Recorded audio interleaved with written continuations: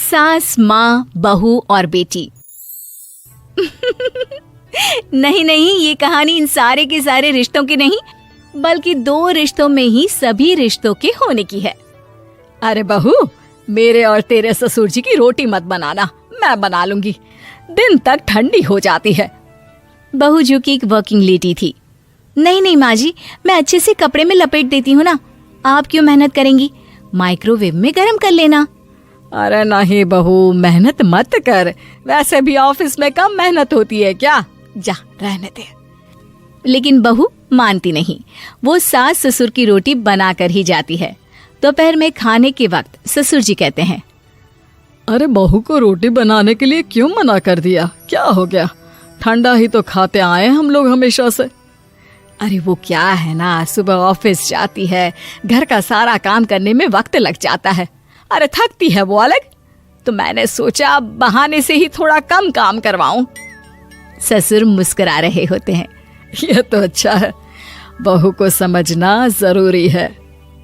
वक्त बीत रहा था, घर में सब खुश थे कि एक दिन, माँ जी आप शाम को थोड़ा टहलने निकला करें, घर पर रह रहकर हड्डियां जाम होती है, पापा को भी ले जाया करिए, मैं वक्त पर तो आ जाती हूँ। बहू ठीक 5 बजे ऑफिस से घर आ जाती है, फिर चाय नाश्ता बनाकर सास ससुर के साथ बैठती, उन लोगों को सारा दिन का हाल बताती। रात को पति घर आता है। क्या बात है बेटा, ऑफिस से आकर कभी हम लोगों के साथ भी बैठा कर। अरे माँ, दिन रात काम करके मन ही नहीं करता, अगले दिन की फिर तैयारी होती है, आप और पापा ही कमरे में आ जाओ। इससे अच्छी तो बहू है, कितना भी थकी रहे, घर आकर हम लोगों के लिए चाय नाश्ता बनाना, फिर बातें करना। बहू ना होती तो हम बुढ़ा बुढ़िया तो बैठे ही रह जाते। सास और ससुर अब बहू के कहने पर शाम की सैर पर निकलने लगते हैं। सास की कई सहेलियां बनती है तो ससुर को भी कुछ बुजुर्ग लोगों का ग्रुप मिल जाता है। कैसा रहा सहेलियों के साथ शाम का वक्त? हम लोगों ने तो भाई खूब योगा किया। अरे हम लोगों को गप्पों से फुर्सत ही नहीं होती। वैसे मिसेस मल्होत्रा आज बहू के बारे में कुछ बोल रही थी। तभी वहां ऑफिस से बहू आ जाती है जो जींस और टॉप में होती है। क्या बात है माँ, क्या कह रही थी आपकी सहेली आपकी बहू के लिए? सास इस बार बहू को कुछ अलग तरीके से देखती है और उल्टा सवाल ही दाग देती है। क्या कह रही थी वो हटा, ये बता, तेरे ऑफिस में तो मर्द भी काम करते होंगे ना? बहू जो अब तक मजाक कर रही थी वो सीरियस हो जाती है। मर्द होंगे नहीं माँ जी, मर्द ही ज्यादा हैं, हम 5 ही लड़कियां हैं ऑफिस में। अरे तो अच्छा लगता है क्या ऐसे कपड़े पहनती हो? कल से तुम ना साड़ी पहनकर ऑफिस जाना, और हाँ, शाम का नाश्ता थोड़ा जल्दी बनाया करो, नाश्ता बनाकर बाद में ही ऑफिस के कपड़े चेंज करने जाना। बहू को समझ में नहीं आता कि सास को हो क्या गया है, लेकिन वो कुछ नहीं कहती, सीधे किचन में जाकर चाय नाश्ता बनाती है और सास ससुर को दे देती है। अगले रोज बहू ऑफिस के लिए तैयार होती है तो खूब सुंदर सी साड़ी पहनती है और ऑफिस के लिए निकलने से पहले सास और ससुर के पैर छूती है और निकल जाती है। क्या बात है, आज मेधा के ऑफिस में लग रहा है कोई फंक्शन है। अच्छा, पता नहीं, मुझे तो बताया नहीं, वैसे तो सारी बात करती रहती है। अरे देखा नहीं कैसे साड़ी पहनकर जा रही थी? अरे वो तो मैंने ही बोला है उसे। अरे अच्छा लगता है क्या रोज रोज ऐसे सूट या जींस में जाना? बहू हो, बहू बनकर रहो। और आप भी ना मेधा मेधा मत किया करिए, बहू बोला करिए, सर पर चढ़ जाएगी तो दिक्कत हो जाएगी। सास अब बहू को बहू जैसा रखने लगती है, हर बात पर रोका टोकी, हर बात पर ताने। क्या बात है, आजकल लेट आ रही हो ऑफिस से? अरे चाय के लिए भी देर हो जाती है, हम लोग फिर पार्क में भी देर से पहुंचते हैं। सभी की बहुएं वक्त से चाय नाश्ता करा देती है अपने सास ससुर को, बस एक तू ही है जो उस वक्त ऑफिस से निकलती है। माँ जी, वो एक रास्ता पुलिस वालों ने न जाने क्यों बंद कर रखा है, जिसके कारण ट्रैफिक ज्यादा हो जाता है। मैं कोशिश करूंगी कल वक्त से पहले निकल जाऊं। ससुर देख रहे होते हैं कि बहू अब परेशान सी रहने लगी है। एक रोज, मेधा, बेटी मेधा। जी पिताजी। बेटा देख जरा कौन सी टी शर्ट अच्छी लग रही है। वो क्या है ना, शाम को सब बदल बदल कर टी शर्ट पहनते हैं, मैं भी सोच रहा हूँ कि आज कुछ अच्छा सा पहन कर जाऊं। हाँ पिताजी, ये सही है। ये लाल वाली ना बहुत जचेगी आप पर। मेरे पापा पर भी डार्क रंग बहुत जचता है। क्या चल रहा है? अरे ससुर के सामने घूंघट तो छोड़ो, ऊपर से रंग बताया जा रहा है टी शर्ट का। अरे बहू, कोई संस्कार दिए नहीं है क्या तेरी माँ ने? बहू इस बार बहुत निराश हो जाती है। वो वहां से तुरंत अपने कमरे में चली जाती है। अब बहू घर का सारा काम करती, ऑफिस जाती, लेकिन साड़ी और सर पर पल्ला लेकर। एक बार पड़ोसन उनके घर आती है। वाह सुमित्रा बहन, बहू का तो रूप ही बदल दिया। ठीक किया, बहू बहू जैसी ही अच्छी लगती है। अच्छा चलती हूँ मैं। पड़ोसन के जाने के बाद सास बड़ी अकड़ के साथ कहती है, देखा मेरा कमाल, कैसे मैंने मेधा बहू को कंट्रोल में कर लिया। अब बारी ससुर के बोलने की थी। हाँ सुमित्रा, बिल्कुल ये काम तो किया है तुमने, लेकिन कभी सोचा क्या खो दिया? क्या खो दिया? मैंने तो कुछ नहीं खोया जी। खोया है, पहले बहू जब ऑफिस जाती तुम्हारे पैर छूकर तुम्हें गले लगाती, लेकिन अब सिर्फ पैर छूती है। हाँ जी, ये बात तो आप ठीक बोल रहे हैं। पहले घंटों हम लोगों से बात करती, कमरे में ना जाती, ऑफिस से आते ही खुद की चाय, खाना, नाश्ता सब हम लोगों के साथ करती, सारी बात बताती। लेकिन क्या तुम्हें पता है, बहू की तबीयत खराब चल रही है, वो माँ बनने वाली है। ये बात मुझे बेटे ने बताई कि तुम्हें बता दूं। अब सास की आंख में आंसू थे। वो समझ गई थी कि लोगों के कहने में आकर उसने क्या खो दिया। शाम को बहू घर आती है तो माँ किचन में पकोड़े तल रही होती है। अरे माँ जी, आप रहने दीजिए ना, मैं आ तो रही थी। अरे नहीं, जा तू चेंज कर ले, मैं नाश्ता और चाय टेबल पर ही लगा रही हूँ मेधा। सास के मुंह से अपना नाम सुनकर बहू को बहुत अच्छा लगता है। माँ जी, कोई गलती हो गई है क्या? मेरे होते हुए आप काम करे, ये ठीक नहीं है। संस्कारी और समझदार बहू सास को माँ समझती है, लेकिन सास की बेवकूफी उसे सास ही बनाकर रखती है। बहू, मुझे भी थोड़े संस्कार और समझदार बनने का मौका दे, जिससे मैं भी बहू नहीं बेटी को देखूं तुझ में। और हाँ, मेरा होने वाला पोता क्या कहेगा कि दादी ने तो मेरी माँ को बहुत परेशान किया। बहू सास को गले लगा लेती है। नहीं माँ जी, वो कहेगा कि माँ को तो दादी ने बेटी बनाकर रखा है। सासू माँ की नई सहेली। प्रिया किचन में चाय बना रही होती है और सुमन ड्राइंग रूम में बैठकर मजे से टीवी देख रही होती है। तभी दरवाजे की घंटी बजती है। प्रिया, जरा देखना तो कौन आया है। देखती हूँ मम्मी जी। प्रिया दरवाजा खोलती है तो सामने पड़ोस वाली विमला आंटी खड़ी होती है। नमस्ते आंटी जी, कैसी हैं आप? मैं तो बिल्कुल ठीक हूँ बेटा, पर तेरी सास को क्या हुआ है? आजकल कहीं दिखती ही नहीं है। जब देखो तब टीवी के आगे जमी रहती है। अंदर तो आइए आंटी। अरे ओ दीपक की अम्मा, कहाँ हो? अरे विमला, आओ आओ, क्या बात है, बड़े दिन बाद याद आई तुम्हें मेरी। मैं तो हमेशा ही तुम्हें याद करती हूँ, पर तुम ही गायब रहती हो और आजकल तो बाहर भी नहीं आती जाती। तबीयत तो ठीक है ना तुम्हारी? अरे तबीयत को क्या होना है, इस उम्र में तो कुछ ना कुछ लगा ही रहता है। मेरी छोड़ो, तुम ये बताओ कि क्या चल रहा है गली मोहल्ले में। तुम गली मोहल्ले की छोड़ो, चल तो तुम्हारे पड़ोस में रहा है। तुम्हारी नई सहेली आई है। मेरी कौन सी नई सहेली? मैं तो यहाँ बस तुमसे बातचीत कर लेती हूँ, या फिर बाजू वाली शर्मा की बहू से दो चार बातें कर लेती हूँ। इसीलिए तो कहा कि तेरी नई सहेली आई है। अब कोई पड़ोस में आया है तो बात तो होनी ही है। कम से कम इसी बहाने हमारा भी एक ग्रुप बन जाएगा। फिर सब मिलकर अपनी बहुओं की शिकायतें किया करेंगे। दोनों हंसने लगते हैं। तभी प्रिया चाय लेकर आती है और सामने टेबल पर रख देती है। दोनों चाय पीती हैं और बातें करते हैं। चलो मैं चलती हूँ, अब कल मिलते हैं। राम राम। अगले दिन प्रिया किचन में कुछ काम कर रही होती है और सुमन आराम से सोफे पर बैठकर मटर छिल रही होती है। तभी डोरबेल बजती है। प्रिया दरवाजा खोलती है तो सामने उनकी नई पड़ोसन खड़ी होती है। जी आप कौन? मैंने पहचाना नहीं। नमस्ते बेटा, मैं शारदा आपके बगल वाले घर में अभी 2-4 दिन पहले ही शिफ्ट हुए हैं। ओह अच्छा अच्छा अच्छा, नमस्ते आंटी, अंदर आइए ना आप। देखिए तो मम्मी जी आज कौन आया है। इतना कहकर प्रिया किचन में चाय बनाने चली जाती है। नई पड़ोसन को घर पे देखकर सुमन थोड़ा हैरान हो जाती है। नमस्ते बहन जी, मैं शारदा, आपकी नई पड़ोसन। अच्छा अच्छा, आप हैं हमारी नई पड़ोसन। आइए आइए, और बताइए कैसी हैं आप? जी बिल्कुल ठीक हूँ।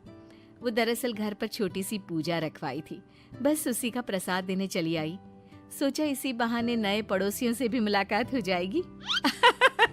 ये तो बहुत अच्छा सोचा आपने। सुमन प्रिया को आवाज लगाती है। अरे ओ बहू, जरा चाय पानी का तो आके पूछ लो। ये आजकल की बहुएं भी ना, जब तक बोलो नहीं तब तक कुछ नहीं करेंगी। आई मम्मी जी। प्रिया चाय लेकर आती है। दोनों बैठकर चाय पीती हैं और खूब सारी बातें करती हैं। अच्छा बहन जी, अब मैं चलती हूँ, फिर मिलते हैं।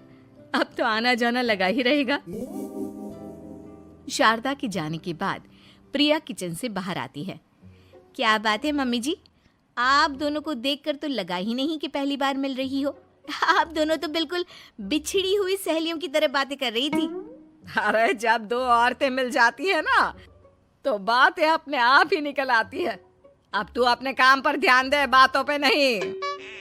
ऐसे ही कुछ दिन बीत जाते हैं। अब सुमन और शारदा अच्छी सहेलियां बन गई होती हैं।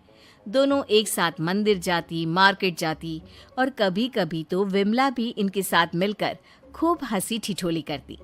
एक शाम तीनों बैठकर सुमन के घर पर चाय पी रही होती हैं कि तभी बहुत तेज बारिश शुरू हो जाती है। सुमन जोर से प्रिया को आवाज लगाती है। प्रिया, ओ प्रिया, देख कितनी तेज बारिश हो रही है। जाके छत से सारे कपड़े ले आ, नहीं तो सब भीग जाएंगे। सुमन 2 बार आवाज लगाती है, लेकिन प्रिया का कोई जवाब नहीं आता। शायद प्रिया कुछ काम कर रही है, इसीलिए कुछ जवाब नहीं दे रही। अरे काहे का काम, आराम फरमा रही होगी महारानी। तभी प्रिया बीमार हालत में अपने कमरे से बाहर निकलती है। हाँ मम्मी जी, क्या हुआ? मेरी तबीयत थोड़ी ठीक नहीं है ना, इसलिए आग लग गई।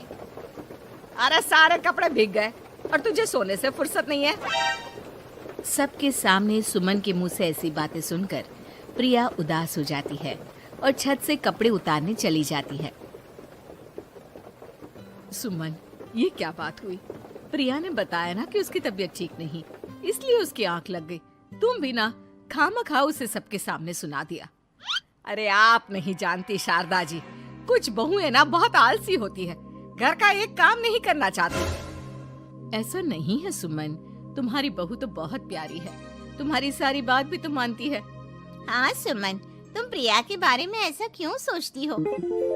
मेरी भी 2 बहुएं हैं, लेकिन मैं उन्हें अपनी बेटियों की तरह रखती हूँ। आखिर वो भी तो किसी की बेटियां ही है ना। और अगर तुम ऐसा ही व्यवहार करोगी तो एक दिन प्रिया भी तुम्हारे साथ ऐसा ही बर्ताव करेगी। शारदा और विमला की बातें सुनकर सुमन की तो बोलती बंद हो जाती है।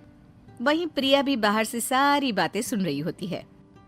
अरे मैं कोई उसकी दुश्मन थोड़ी ना हूँ, मैं भी उसकी माँ हूँ, लेकिन कभी कभी सास बनना पड़ता है, नहीं तो बहुएं हाथ से निकल जाती है। देखो सुमन, ये सब सोच का फर्क है। अगर तुम ये सोचोगी तो कभी प्रिया को अपनी बेटी नहीं बना पाओगी। इतना कहकर शारदा और विमला वहां से चली जाती हैं और सुमन अकेले बैठकर उनकी बातें सोचने लगती है। अगले दिन प्रिया और दीपक अपने कमरे में बैठकर बात कर रहे होते हैं और सुमन उनके कमरे के बाहर कुछ काम कर रही होती है और उन दोनों की बातें सुन लेती है। दीपक, तुम्हें पता है हमारे पड़ोस में जो शारदा आंटी है ना, बहुत अच्छी हैं। अच्छा, ऐसा क्या हो गया जो तुम्हें वो इतनी अच्छी लगने लग गई? कुछ खास नहीं, बस कल जब मम्मी जी मुझे सबके सामने सुना रही थी तो शारदा आंटी ने मेरा साथ दिया। मैं तो सच में हैरान ही रह गई थी जब उन्होंने मम्मी जी को मुझसे ऐसा बर्ताव करने के लिए मना किया। अच्छा, फिर क्या हुआ? होना क्या था, शारदा आंटी तो मम्मी जी को समझा ही रही थी कि बहू को भी बेटी की तरह ही रखना चाहिए, लेकिन मम्मी जी तो मम्मी जी है ना, उन्हें तो मुझ में हमेशा कमी ही दिखती है। काश मुझे भी शारदा आंटी जैसी सास मिली होती जो मुझे भी अपनी बेटी जैसी समझती। सुमन ये सब सुनकर बहुत उदास हो जाती है और वहां से चली जाती है। प्रिया की बातें सुमन के कानों में बार बार गूंज रही थी। उसे बहुत शर्मिंदगी महसूस हो रही थी कि उसने प्रिया के साथ बहुत गलत किया है। अगले दिन सुमन शारदा और विमला को बुलाती है। क्या बात है सुमन, आज तूने ऐसे अचानक क्यों बुलाया? सब ठीक तो है ना? हाँ हाँ, सब ठीक है, तुम दोनों बैठो तो सही। तब तक दीपक और उसके पापा भी आ जाते हैं। प्रिया, तुम भी आ जाओ। क्या हुआ मम्मी जी, आपने बुलाया? हाँ प्रिया बेटा, मैं आज सबके सामने तुमसे माफी मांगना चाहती हूँ। मैंने आज तक तुम्हारे साथ बहुत बुरा व्यवहार किया है, लेकिन तुमने कभी भी मेरे साथ बुरा बर्ताव नहीं किया। मुझे अपनी गलती का एहसास हो गया है, हो सके तो मुझे माफ कर देना। प्रिया अपनी सास की बातें सुनकर हैरान हो जाती है। उसकी आंखों में आंसू आ जाते हैं। प्लीज मम्मी जी, आप मुझसे माफी मत मांगिए, मैं भी आपकी बेटी ही हूँ। वैसे एक थैंक यू तो मेरी नई सहेली को भी बनता है, जिसकी वजह से मुझे मेरी गलती का एहसास हुआ। शारदा बहन, आपका बहुत बहुत शुक्रिया जो आपने मेरी आंखें खोल दी। अरे क्या सुमन, तुम भी ना। तो फिर इसी बात पर चाय और पकोड़े हो जाए। हाँ हाँ, क्यों नहीं। सास बहू का झगड़ा। अनामिका की सास पुष्पा अपनी बहू को कुछ खास पसंद नहीं करती थी और इसीलिए दोनों सास बहू में आए दिन झगड़ा होता रहता था। सास बहू के झगड़े के चक्कर में अनामिका के पति मोहित की जिंदगी मुश्किल में पड़ गई थी। बेचारा बार बार माँ और बीवी के झगड़े को सुलझाता ही रहता था, लेकिन दोनों समझने का नाम नहीं लेती थी। वैसे तो सब कुछ ठीक ठाक चल रहा था, लेकिन एक दिन अनामिका और पुष्पा के अंदर जोरदार झगड़ा हुआ और बात कुछ इस तरह थी। बहू, मैंने तुम्हें कल अपनी एक साड़ी धोने के लिए दी थी। हाँ मम्मी जी, वो साड़ी धोकर मैंने आपकी अलमारी में रख दी है। उसी की बात कर रही हूँ मैं। जरा देख तो, इस साड़ी को देखकर किसी भी तरह से लगता है ये धुली हुई है। अरे मम्मी जी, मैंने आपकी साड़ी वॉशिंग मशीन में अच्छे से धोकर सुखाकर आपकी अलमारी में तह बनाकर रखी थी। आपके तो नखरे खत्म ही नहीं होते। अरे कैसे बात कर रही है मुझसे, मेरे नखरे? अरे मोहित, जरा ये देख तो, ये साड़ी धुली हुई लग रही है क्या? अरे मम्मी, जब अनामिका कह रही है कि उसने साड़ी धोई थी तो मान लो ना, हर बात पर झगड़ा करना जरूरी है क्या? क्या है ना मोहित, तुम्हारी माँ को तो मेरे हर काम में नुस्ख निकालने की आदत पड़ गई है। जब तक दो चार खरी खोटी सुना नहीं लेती ना, इनका दिन नहीं निकलता। अरे चुप कर, बहू होकर मुझे जवाब देती हो। एक तो गंदे कपड़े उठाकर अलमारी में रख दिए, ऊपर से कैंची की तरह कचर कचर बोली जा रही हो। अरे मम्मी जी, आपको समझ में नहीं आता क्या? मैंने साड़ी धो कर रखी थी, धो कर रखी थी। तो फिर इतनी गंदी क्यों लग रही है? अब मुझे क्या पता मम्मी जी, आप इस पर इस तरह तेल और घी की चिकनाई के दाग लगाकर लाएंगी तो ये मेरी जिम्मेदारी थोड़ी ना है। अरे तो हाथ से धोना चाहिए था ना। मैं आपकी बहू हूँ, नौकरानी नहीं जो एक कपड़ा रगड़ रगड़ कर हाथ से धो दूंगी। आपको पहननी है तो पहनिए, नहीं तो रख दीजिए। तुझे तो मैं अच्छी तरह बताऊंगी, मुझे जवाब देती है। एक दिन सुबह के वक्त, अरे अनामिका, मेरी व्हाइट शर्ट कहाँ है? आज ऑफिस में बहुत बड़ा प्रेजेंटेशन है और मुझे वो व्हाइट शर्ट पहन कर जाना है। मुझे पता है, आपने मुझे 2 दिन पहले ही बता दिया था और आपकी शर्ट मैंने धोकर अच्छी तरह आयरन करके अलमारी में लगा दी है। जाइए वहां से ले लीजिए। अनामिका, ये तुमने क्या किया? ये देखो, शर्ट पर लिपस्टिक का दाग लगा हुआ है और ये तो एक जगह से जल भी गई है। नहीं नहीं मोहित, ऐसा नहीं हो सकता। मैंने तो तुम्हारी शर्ट ठीक से इस्त्री करके अलमारी में लगाई थी। तो फिर ये जल कैसे गई अपने आप? अलमारी में लटके लटके थोड़ी ना जल जाएगी। पर मोहित, मुझे अच्छी तरह याद है। देखो, अपनी गलती को छुपाने की कोशिश मत करो, और अगर शर्ट जल भी गई थी तो तुम्हें पहले बताना चाहिए था ना, मैं नई शर्ट लेकर आ जाता। अब ऐन वक्त पर शर्ट कहाँ से लेकर आऊं? मेरा इतना इम्पोर्टेंट प्रेजेंटेशन था, सब खराब हो जाएगा। अरे बेटा, क्यों परेशान होता है? ये देख, मैंने तेरे लिए पहले से ही एक नई व्हाइट शर्ट ला कर रखी है। लेकिन मम्मी, आप मेरे लिए व्हाइट शर्ट क्यों लेकर आई? अरे मुझे पता था तेरा प्रेजेंटेशन होने वाला है, और अपनी इस बहू पर तो मुझे बिल्कुल भी भरोसा नहीं।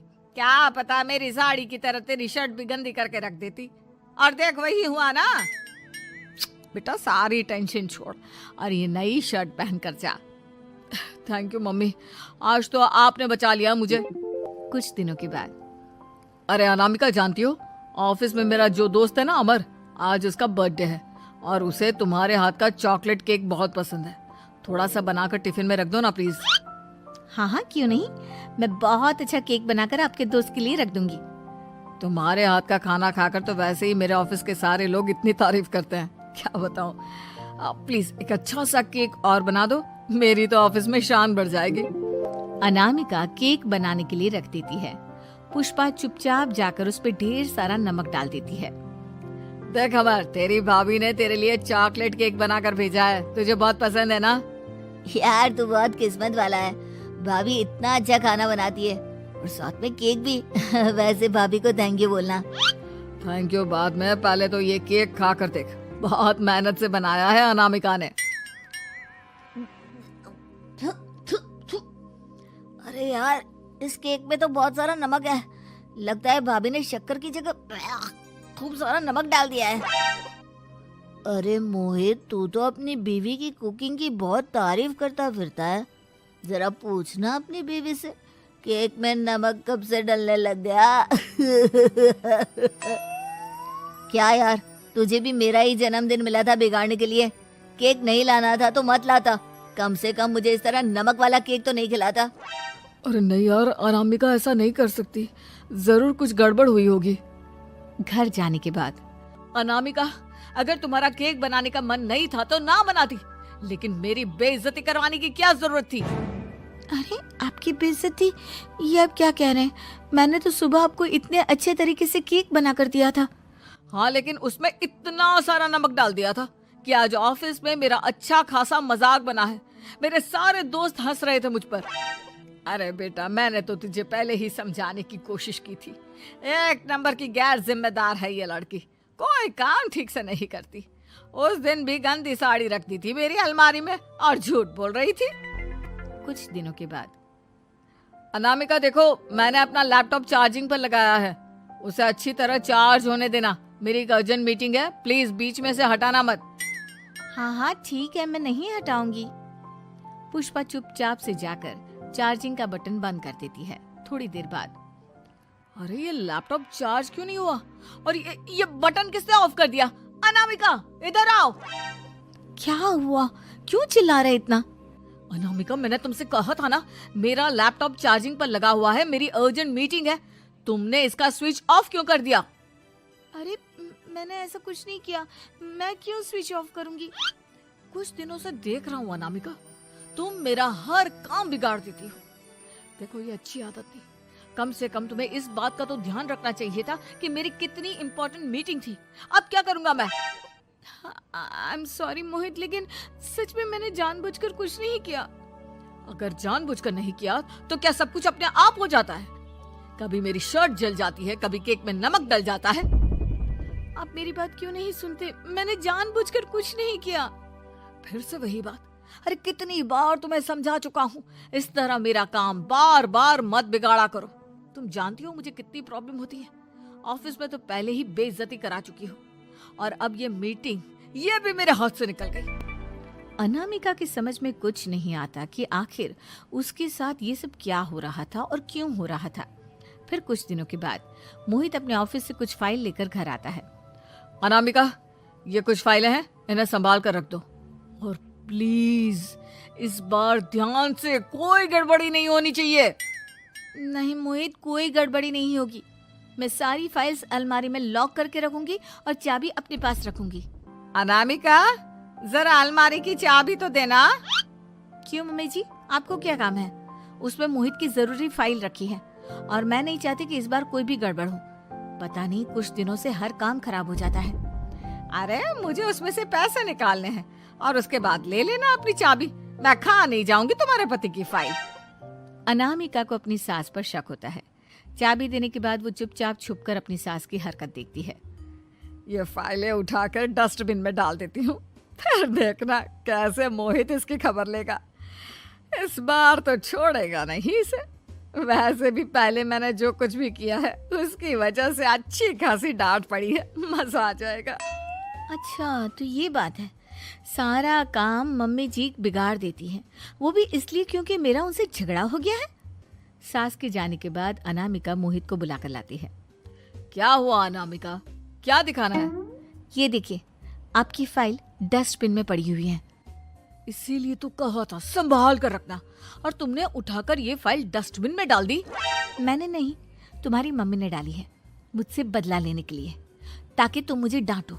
और अगर मैंने डाली होती तो मैं तुम्हें दिखाने के लिए बुलाकर तो नहीं लाती ना।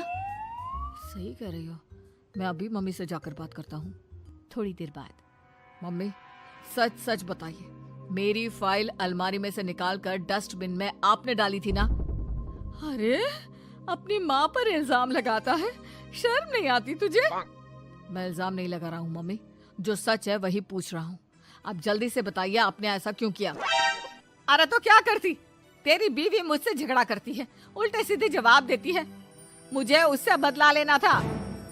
अरे मम्मी, लेकिन आप दोनों के झगड़े के चक्कर में मेरा कितना नुकसान हुआ है, ये कभी सोचा आपने? मम्मी जी, अगर आपका बदला पूरा हो गया हो तो आइंदा ऐसी कोई हरकत मत करना, क्योंकि अब आपकी सच्चाई हमारे सामने आ चुकी है। यह तो वक्त ही बताएगा मैं क्या करूंगी और क्या नहीं। मम्मी जी, कहा ना आप ऐसा कुछ नहीं करेंगी। अरे मेरी जो मर्जी आएगी वो मैं करूंगी। मेरा सर घूम रहा है, सास बहू के झगड़े में मेरी जिंदगी का तो कचरा हो गया है, कचरा। शुरू से ही इमोशनल और सबको दिल से मानने वाली पारुल की शादी विवेक से होती है। क्या है यार, शादी के वक्त तो तुम दुबली हो गई थी, लेकिन शादी के 2 साल में ही फिर फूलकर गुप्पा हो गई हो। पारुल के साथ अब विवेक का व्यवहार बदल गया। सास ससुर भी बिना बात के ताने देते। अरे 2 साल हो गए, बच्चा नहीं हुआ, निकल यहाँ से। विवेक का भी सहारा पारुल को नहीं मिलता है। लेकिन जिस विवेक से पारुल को तलाक के एवज में 18 लाख मिले होते हैं, वो पारुल एक दिन, इंस्पेक्टर साहब, मुझे कंप्लेंट लिखवानी है। जी मैडम, क्या हुआ? चीटिंग, एक लड़के ने मेरे 6 लाख रुपए लूटे हैं। पुलिस वाला पारुल को ऊपर से नीचे तक देखता है। मामला क्या है, विस्तार से बताइए। पारुल फिर जो बताना शुरू करती है, उसके बाद इंसानियत से भरोसा उठना लाजमी है। मेरे पति ने मुझे कभी अपनाया ही नहीं। शादी के 3 साल में ही मेरा तलाक हो गया। मैं नहीं चाहती थी कि मैं उनसे एक भी पैसा लूं, लेकिन वकील और मेरे माता पिता ने उनसे 18 लाख की रकम ली। फिर क्या हुआ? क्या वो पैसे उसने वापस ले लिए? नहीं, उन्होंने तो उसके बाद मुझसे कभी कांटेक्ट भी नहीं किया। फिर? किसी डेटिंग साइट से मुझे आनंद नाम का एक लड़का मिला। उसके साथ मुझे लगा कि मैं दोबारा जिंदगी बना सकती हूँ। वो मेरी केयर करता, मेरी छोटी बड़ी चीजों का ख्याल रखता और मेरा साथ देता। अच्छा, क्या उसने तुम्हें शादी करने का झांसा दिया था? हाँ, वो भी तलाकशुदा था। पहले तो उसने मुझसे कहा कि उसकी एक बेटी है, लेकिन फिर पता चला कि उसकी एक नहीं 2 बेटियां हैं। इतना ही नहीं, दिल्ली के एक आम इलाके में वो बीवी और बच्चियों के साथ ही रहता है। तो आपसे इमोशनली फ्रॉड कर उसने पैसे ऐंठे? जी, अब मेरे पास कुछ नहीं है, ना पैसे ना वो। मैं बस किसी भी हालत में अपने पैसे वापस चाहती हूँ, जो मेरे बुरे वक्त में मेरे काम आ सकते हैं। ठीक है। पुलिस आनंद को पुलिस स्टेशन बुलाकर सारी पूछताछ करती है, लेकिन आनंद पुलिस वालों को ये यकीन दिला देता है कि पारुल ने उसे कोई पैसे दिए ही नहीं, बल्कि वो तो उस पर बीवी को छोड़ने का दबाव बना रही थी और ना मानने पर पारुल ने ये झूठा केस डाला है। क्या मैडम, फोकट में पुलिस का वक्त खराब कर रही हैं? कोई शादीशुदा क्यों अपनी बीवी छोड़ेगा? अब आपकी शादी टूटी तो मतलब सबकी तो नहीं टूट सकती ना? पारुल को पुलिस वाले के मुंह से ये बात सुनकर हैरानी होती है। उसे कुछ समझ में नहीं आता कि वो क्या करे। वो अपनी सहेली झनक, जो कि वकील थी, उससे कांटेक्ट करती है। झनक, मैं क्या करूं? मैं कैसे पुलिस को यकीन दिलाऊं कि आनंद ने मेरे साथ न सिर्फ शारीरिक और मानसिक चीट किया है, बल्कि आर्थिक तौर पर भी वो मुझे खाली कर गया है। अब वक्त झनक का था।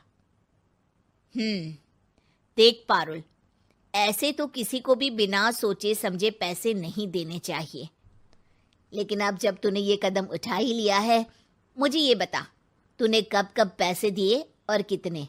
क्या कहीं कोई सबूत है? पारुल कुछ सोचती है। 3 बार तो बैंक में ट्रांसफर और 2 बार गूगल पे। क्या इन सब के रिकॉर्ड मिल जाएंगे? हाँ हाँ, क्यों नहीं, मैं बैंक से सब निकाल लाऊंगी। अगले दिन पारुल सारी स्टेटमेंट झनक के सामने रखती है और वो व्हाट्सएप की चैट भी दिखाती है, जिसमें कई बार आनंद ने ये बात कबूली थी कि वो उसके पूरे 6 लाख जल्द ही देगा। झनक अब पूरा केस लेकर पुलिस के पास जाती है और मामले को क्राइम एक्ट के तहत पूरे सबूत के साथ दर्ज करा आनंद की गिरफ्तारी की मांग करती है। पुलिस आनंद को लेने जैसे ही उसके घर जाता है, उसका सारा मामला बीवी और बच्चों के सामने खुल जाता है। पुलिस स्टेशन में पारुल को देखकर आनंद भड़क जाता है। ओह, तो बहुत होशियार बन रही हो तुम। ये झनक है ना तुम्हारी बचपन की सहेली? बताऊं सबको तुम्हारे बारे में? सब है मेरे पास, वो फोटो, वो वीडियो, तेरे भाई का नंबर भी है।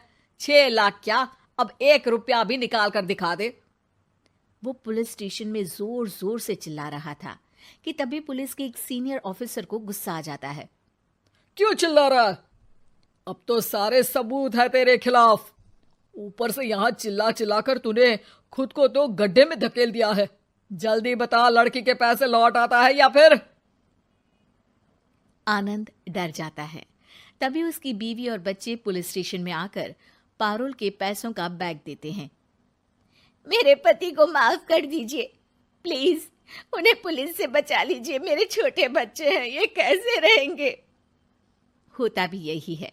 पारुल केस वापस ले लेती है, लेकिन उस सबक के साथ कि इमोशनल होकर किसी को भी अपना पैसा नहीं देना चाहिए। झूठ बोलकर रिश्ते कभी ना बनते हैं और ना ही निभते हैं। लो भाई बब्बन, बन गई तस्वीर। जरा देखकर बताओ कैसी बनी है। अरे भाई मोहन, मेरी सलाह मानो तो तुम रहने ही दो। एक पेंटर बनना तुम्हारे बस की बात नहीं है। हाँ, तुमने सही कहा, मुझे भी कुछ ऐसा लगता है। खैर, आज शाम की गाड़ी से मैं शहर वापस जा रहा हूँ, कुछ जरूरी काम आ गया है। शहर से वापस आने के बाद तुमसे मिलता हूँ। मोहन अपने घर के दरवाजे पर ताला लगा देता है और वहां से चला जाता है। फिर उसी रात अचानक तेज हवाएं चलने लगती हैं। चारों तरफ डरावना माहौल बन जाता है। तभी मोहन की बनाई हुई पेंटिंग की वो औरत एक खतरनाक चुड़ैल में बदल जाती है और पेंटिंग से बाहर आ जाती है।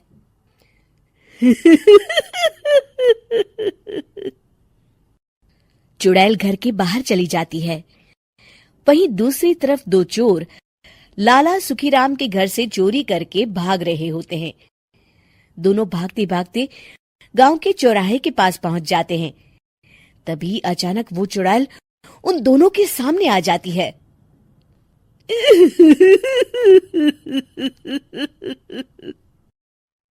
अरे मर गया रे, ये चुड़ैल कहाँ से आ गई? अरे मैंने तो तुझसे पहले ही कहा था कि आज अमावस्या की रात है, आज हमें चोरी नहीं करनी चाहिए। हाँ भाई बिल्ला, तुमने बिल्कुल सही कहा। जरा इसके दांत तो देखो कितने बड़े हैं। चुड़ैल उन दोनों की तरफ बढ़ती है। अरे चुड़ैल दीदी, तुम चाहो तो ये सारे पैसे और जेवर ले लो, लेकिन हम दोनों को कुछ मत करना।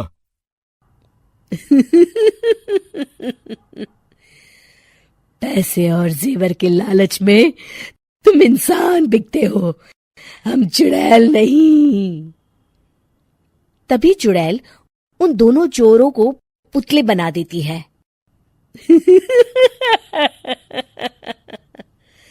मैं किसी को नहीं छोड़ूंगी, अब कोई मुझसे नहीं बच सकता।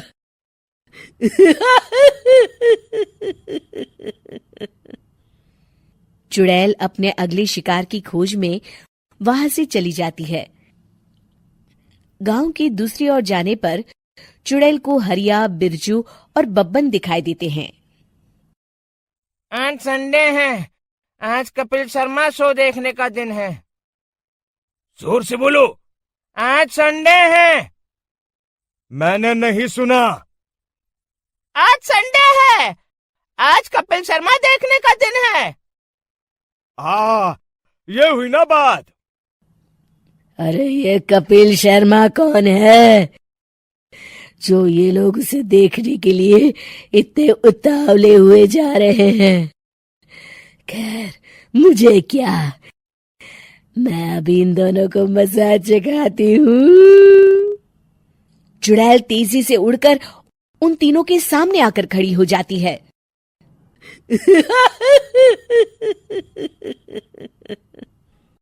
कपिल शर्मा शो बाद में देखना, पहले मुझे देख लो। बब्बन चुड़ैल को देखते ही पहचान जाता है। अरे ये तो तस्वीर वाली औरत के जैसी दिख रही है। मुझे अभी नहीं मरना है। अरे भागो रे। तीनों वहां से भाग खड़े होते हैं। बब्बन तो किसी तरह अपनी जान बचाकर वहां से भाग जाता है, लेकिन हरिया और बिरजू को चुड़ैल पकड़ लेती है और उन्हें पुतला बना देती है। फिर चुड़ैल बब्बन को पकड़ने के लिए उसका पीछा करती है, लेकिन बब्बन उसे कहीं नहीं दिखाई देता। अरे वो मोटा तो बड़ा तेज भागता है, शायद उस तरफ गया होगा। बब्बन एक दीवार के पीछे छुपकर बैठ जाता है और चुड़ैल उसके सामने से आगे निकल जाती है। बाल बच गया। अगली सुबह बब्बन सभी गांव वालों को सारी बात बता देता है। फिर उस चुड़ैल के डर से रोज शाम होते ही पूरे गांव में सन्नाटा छा जाता था और कोई भी अपने घर के बाहर नहीं निकलता था। अरे ये क्या हो गया, इतनी देर से घूम रही हूं, अभी तक एक भी आदमी नहीं मिला। अरे कहाँ मर गए सबके सब। चुड़ैल वहां से चली जाती है। इस तरह कुछ दिन बीत जाते हैं। फिर एक दिन मोहन गांव वापस आता है। बब्बन उसे बताता है कि उसकी बनाई तस्वीर से एक चुड़ैल बाहर आ गई है। मोहन समझ जाता है कि ये कोई आम कागज नहीं है। वो जो भी उस कागज पर बनाएगा वो असलियत का रूप ले लेगा।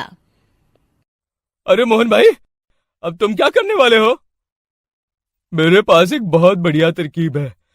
मैं इस कागज पर उस चुड़ैल की एक ऐसी तस्वीर बनाऊंगा जिसमें वो तपती धूप के नीचे खड़ी दिखाई देगी, और फिर जैसे ही सवेरा होगा वो चुड़ैल इस कागज से निकलकर बाहर चली जाएगी और सूरज की तेज धूप में जलकर राख हो जाएंगी। मोहन बिल्कुल वैसे ही तस्वीर बना देता है और जैसे ही सवेरा होता है वो चुड़ैल कागज से निकलकर बाहर धूप में चली जाती है और सूरज की गर्मी बर्दाश्त नहीं कर पाती और जलकर राख हो जाती है।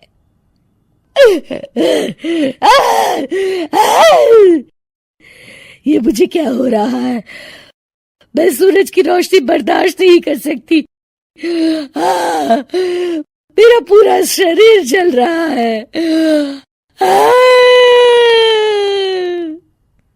और इस तरह चुड़ैल के जलते ही पुतले बने सभी लोग पहले की तरह इंसान बन जाते हैं। पूछता है भारत। घर में कोई भी घटना घटे उसका समाधान नहीं होता था, जबकि बहस होती थी। टीवी बहस के जैसी। पैनल में पक्ष और विपक्ष की बात होती थी और न्यूज एंकर होती थी अनुभा गेंडा स्वामी, यानी घर की सास। एक दिन किचन में दूध की तपेली खाली मिलती है। बस दोनों बहू, दोनों बेटे और अनुभा गेंडा स्वामी के पति आके टीवी डिबेट की जैसी बहस करने लगते हैं। अनुभा गेंडा स्वामी, पूछता है भारत, दूध वाला हमारा। अरे रे, पब्लिक टीवी पर आखिर तपेली का दूध कहाँ गया? क्या बहू में से कोई इच्छाधारी नागिन है, क्योंकि नागिन को होता है दूध पीने का शौक? क्या किसी विदेशी ताकत का हाथ है जिसने हमारे घर में बिल्ली छोड़ी है? पूछता है भारत। माँ जी, भारत कौन है? अरे भारत हमारा दूध वाला है। ये देखिए, जिनके हाथ में है घर की सत्ता, उन्हें नहीं पता कि दूध वाला कौन है। माँ जी, अरे ना जी ना जी ना जी, नहीं चलेगा। माँ जी ये मेरा शो है, आपकी माँ जी का नहीं। पूछता है भारत, भारत दूध वाला, कि उसकी भैंसिया का दूध किसने पिया। अरे माँ जी सुनो तो। अरे कब तक सुने, कब तक, किस किस की सुने। जनता ने आज घर में चाय नहीं पी, जनता त्राही त्राही कर रही है। माँ जी बोलने तो दो। मैं खुली चुनौती देती हूँ, कहाँ छिपकर बैठा है दूध पीने वाला। दम है तो मुझे इंटरव्यू दे, मैं बोलती बंद कर दूंगी। कहाँ छुप के बैठे हो। अरे बोलने तो दो किसी को, ये मेरा शो है, ये मेरा शो है। अरे पर तुम माँ हमको बुलाती क्यों जब बोलने ही नहीं देना है। पूछता है भारत, दूध वाला की रसोड़े में कौन था जो दूध पी गया, तपेली खाली क्यों मिली। माँ जी क्यों बात का बतंगड़ बना रहे हो। देखिए, ये देखिए, इनके ऐसे असली चेहरे देखिए, इनका असली चेहरा देख लीजिए। जब ये मेकअप नहीं लगाती तब इनका असली चेहरा ऐसा दिखता है। माँ जी कहाँ की बात कहाँ ले जा रही हैं आप। मीडिया का पता नहीं, लेकिन बुढ़िया का काम है सवाल पूछना, और सवाल पूछे जाएंगे। जिसे सवाल पसंद नहीं, पाकिस्तान चला जाए। माँ जी, ओ माँ जी बोलने दो, मुझे पता है दूध किसने पिया। ये मेरा शो है, ये मेरा शो है। दूध किसने पिया ये मुझे बताने वाला पैदा नहीं हुआ है। यहाँ सच का पता चल जाएगा एक ब्रेक के बाद। अनुभा गेंडा स्वामी चिल्ला चिल्ला के इतना थक गई है कि वो पानी पीती है और लंबी सांस लेने लगती है। अरे बहू बता तो रही है कि दूध किसने पिया, सुनती क्यों नहीं। टीआरपी कहाँ से आएगी, एक ही बार में पता चल जाएगा तो। टीआरपी वो क्या होती है। अरे न्यूज 24 घंटे देखते हो, लेकिन आज तक नहीं समझ पाए टीआरपी को। जी न्यूज देखना बंद कर दो आप। बीपी न्यूज के चक्कर में बढ़ जाएगा तुम्हारा। टीआरपी की जगह बीपी बढ़ा तो डॉक्टर के पास लेकर जाना पड़ेगा। हाँ माँ, मैं कल दूध ले आऊंगा थोड़ा ज्यादा, ताकि। ब्रेकिंग न्यूज, जिसने दूध पिला के बड़ा किया उसी को थोड़ा ज्यादा दूध दे के खरीदने की कोशिश करता है एक बेटा। दूध के चक्कर में सब दूध का दूध और पानी का पानी हुआ। अरे माँ, आज का बड़ा सवाल। अरे रे, पब्लिक टीवी पर किसने तपेली खाली की, किसने खत्म किया दूध। पूछता है भारत, हमारा दूध वाला। माँ जी कल से नहीं होगा। कुछ भी दूध की तरह गर्मा गर्म सवाल सुन के छोटी बहू का हुआ बुरा हाल। बोली कल से नहीं होगा। जवाब दो बहू, क्या नहीं होगा। माँ जी जवाब दो। माँ दो ना जवाब। अरे बोलती बंद क्यों हो गई। हाँ, बोलती क्यों बंद हो गई। पूछता है भारत, हमारा दूध वाला। बोलने तो दो। बोलिए ना, जवाब दीजिए ना, जवाब दो। अरे रे, पब्लिक टीवी पर आज बोलेगी बहू या हो जाएगी बोलती बंद। माँ जी वो माँ जी को याद करो या बाप जी को, पर जवाब दो। भैंस द्रोही, भैंस का दूध खत्म करने वाले आज बच नहीं पाएंगे। एक भी भैंस द्रोही नहीं बचेगा। सॉरी माँ जी। सॉरी बाबू, मेरा मतलब सॉरी बहू। ऐसा काम नहीं चलेगा, जवाब देना पड़ेगा। The nation wants to know. मैंने पिया है दूध। ये देखिए सच बाहर आ गया है सबसे पहले हमारे यहाँ। अरे रे, पब्लिक टीवी पर तो छोटी बहू ने पिया था दूध, लेकिन दूध की सुरक्षा में कैसे हुई चूक, पूछेंगे बड़ी बहू से। मैंने कुछ नहीं किया। एक और खुलासा, बड़ी बहू कुछ नहीं करती। कौन सी पार्टी के सदस्य हो आप। हाँ, किटी पार्टी या बर्थडे पार्टी की। माँ जी मैं पार्टी नहीं करती। ये देखिए फिर से कहा इसने कि ये कुछ भी नहीं करती। पूछता है भारत, दूध वाला, कि आपके कुछ नहीं करने की वजह से दूध की सुरक्षा में सेंध कैसे लग गई। माँ जी मैंने कितनी बार कहा है, दूध को ढक दो। ढंका था माँ जी मैंने। उसके बाद कितनी बार कहा है, दूध को फ्रिज में रख दो। तभी अचानक अनुभा गेंडा स्वामी को चिल्लाने की वजह से चक्कर आ जाते हैं। ससुर जी चिल्लाते हैं, अरे इसका बीपी बढ़ गया है, इसे पानी पिलाना पड़ेगा। कोई पानी का मग दो, मग दो, मग दो, मग दो। माँ जी को पानी पिलाया जाता है और मुंह पर पानी मारा जाता है। अनुभा आंखें खोलते ही कहती है, देखते रहिए, अरे रिपब्लिक टीवी अनुभा गेंडा स्वामी के साथ। आगे करेंगे किसी और मुद्दे पे बात। तब तक घर का दूध ढक दो, ढक दो, ढक दो। फ्रिज में ले जाकर रख दो, रख दो, रख दो। प्यारे दोस्तों, आज की कहानी सुधा नाम की एक लड़की की है। सुधा एक बहुत ही आलसी लड़की थी। घर के काम करना तो दूर, वो एक गिलास पानी के लिए भी अपनी माँ पर निर्भर थी। अरे अब उठ भी जा नालायक, 10 बजे तक सोती रहती है। अरे कुछ तो घरेलू लड़कियों वाले लक्षण दिखा।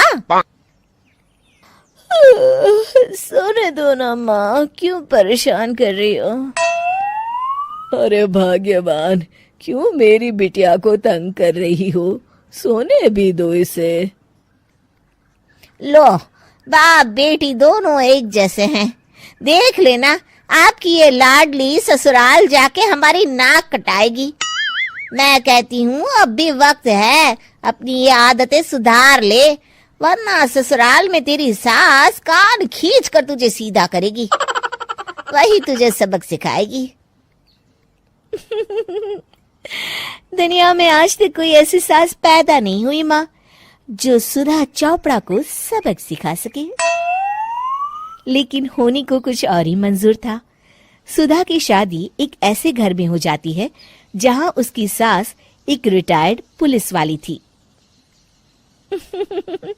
अब कहानी में मजा आएगा। हाँ माँ, यहाँ सब बहुत अच्छा है। मेरे ससुराल के लोग भी ना बहुत मिलनसार हैं। ठीक है माँ, मुझे नींद आ रही है, फोन रखती हूँ माँ। ठीक सुबह 5 बजे। अरे जल्दी उठो भाग्यवान, वरना कयामत आ जाएगी। हैं? अरे क्या हुआ? कौन सी कयामत आ जाएगी? अरे मेरी माँ आ जाएगी। तुम नहीं जानती, इस घर में सिर्फ मेरी माँ का हुक्म चलता है। सबको सुबह 5 बजे बिस्तर छोड़कर हॉल में पहुंचना ही पड़ता है। अरे अब इंसान क्या अपनी नींद भी पूरी नहीं करेगा? यहाँ मजाक चल रहा है क्या? तभी वहां सुधा की सास आ जाती है। अटेंशन! मजाक तो तू समझ रही है बाबू, ये मेरा घर है और यहाँ हर किसी को डिसिप्लिन में रहना होगा। अटेंशन! अरे माँ जी, लेकिन इतनी सुबह कौन उठता है? कौन होता है मतलब? हम सभी उठते हैं, रोज उठते हैं, और अब से तुझे भी उठना पड़ेगा। आखिर मैं पुलिस वाली जो ठहरी। अटेंशन! अरे माँ जी, लेकिन अब तो आप रिटायर हो गई हो ना। तो क्या हुआ? शेर कितना भी बूढ़ा हो जाए, शिकार करना नहीं छोड़ता। उसी तरह हम पुलिस वाले रिटायर होने के बाद भी अपने अनुशासन में ही जीवन जीते हैं। चलो अब बेकार की बहस बंद करो और उठकर हॉल में चलो। अभी आधा घंटा तुम सबकी परेड चलेगी। अटेंशन! अरे मैं कोई परेड नहीं करने वाली। सुधा की सास अपनी बहू का ये बर्ताव देख झल्ला उठती है। गौर से देख, तू कहां और किसके सामने खड़ी है? यहां बात सिर्फ एक बार समझाई जाती है, बस। अटेंशन! इतना कहकर सुधा की सास चली जाती है। अपनी सास का ये रूप देखकर सुधा घबरा जाती है और जल्दी से उठकर बाहर चली जाती है। उस दिन से सुधा की जिंदगी बदल जाती है। हाय, थक गई मैं तो। ये घर है या जेल? कितना काम करना पड़ता है। लाइए दीदी, 2 रोटियां और दीजिए, मुझे बड़ी भूख लगी है। ठहर जा बहू, ये तू क्या कर रही है? मैंने सबके खाने का हिसाब तय कर रखा है। तुम 4 रोटी से ज्यादा नहीं खा सकती और ये मिर्च मसाला भी नहीं चलेगा। मेरी बहुएं एकदम फिट होनी चाहिए। अटेंशन। क्यों माँ जी, आप हमें दंगल में लड़ने के लिए तैयार कर रही हैं क्या? क्या कर रही हो सुधा?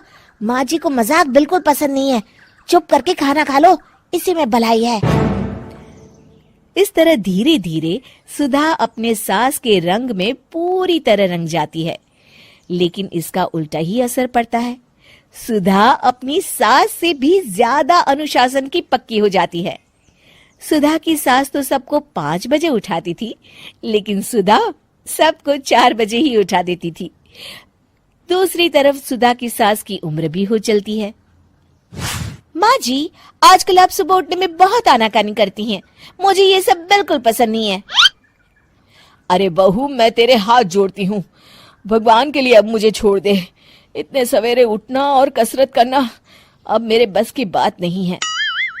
माँ जी, आप मैदान छोड़ के भाग रही हैं। आप तो पुलिस वाली हैं। अटेंशन। अरे अब कहाँ की पुलिस वाली, अब तो मैं रिटायर हो चुकी हूँ। बस बहुत हो गया, अब तुम सब जैसे चाहे वैसे जिंदगी जियो और मुझे भी जीने दो।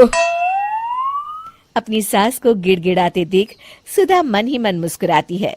इस तरह उस दिन के बाद से सुधा के ससुराल वाले एक सामान्य जीवन जीने लगते हैं।